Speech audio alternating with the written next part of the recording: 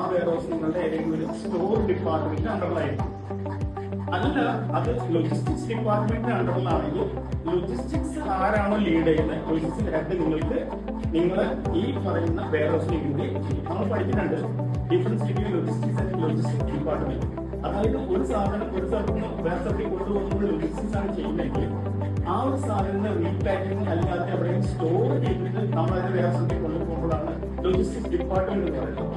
logistics department work ചെയ്യുമ്പോൾ ആണെങ്കിൽ independent work ചെയ്യുന്ന ലോജിസ്റ്റിക്സ്